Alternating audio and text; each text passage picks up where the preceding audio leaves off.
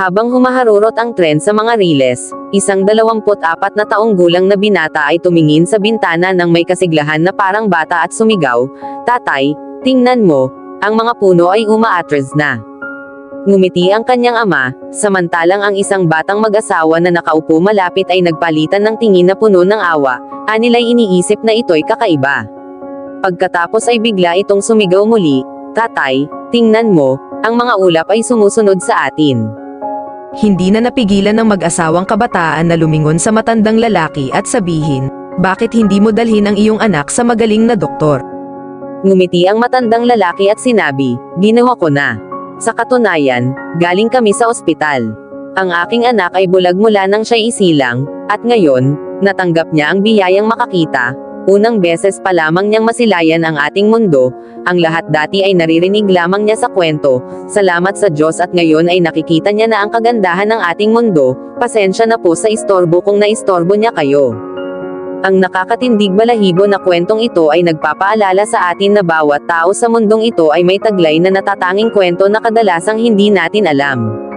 Ito ay nagtuturo sa atin na huwag agad manghusga ng iba bago natin sila lubos na maunawaan, sapagkat ang katotohanan ay maaaring mas nakakagulat at nakaka-inspire kaysa sa ating unang akala. Ang kwento ay nagpaparating ng makapangyarihang mensahe tungkol sa hindi agarang paghatol sa iba, sapagkat bawat isa ay may kanyang natatanging laban at kadalasang hindi ito natin nakikita. Narito ang ilang mga payo o aral na maaari nating mapulot mula sa kwentong ito.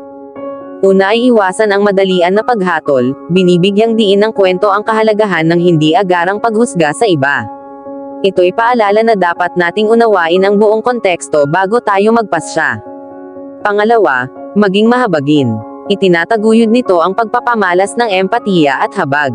Sa pamamagitan ng hindi paghuhusga at pagsusumikap na maunawaan ang iba, mas maaari tayong maging mapagkalinga at mabuti.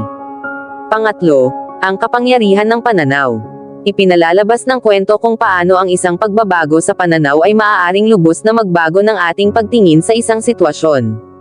Ang awa ng magkasintahan ay naging pangunawa ng kanilang malaman ang buong kwento. Ika-4, hindi nakikitang mga laban. Ipinapaalala nito sa atin na ang bawat tao na ating nakakasalamuha, ano pa man ang kanilang mukha, ay maaaring may mga hindi nakikitang mga pagsubok. Ipinapakita nito ang kahalagahan ng pagiging mabait at maunawain sa lahat. Panglima, inspirasyon at pag-asa. Nag-aalok din ang kwento ng mensahe ng inspirasyon at pag-asa. Ipinapakita nito na ang mga tao ay maaaring malampasan ang mga pagsubok at tanggapin ang mga hindi inaasahan na biyaya, tulad ng pagbabalik ng paningin ng binata.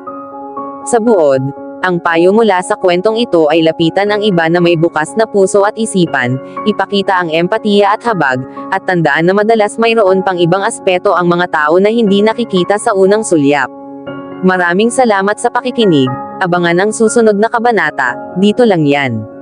Kay Kuya Minso Channel.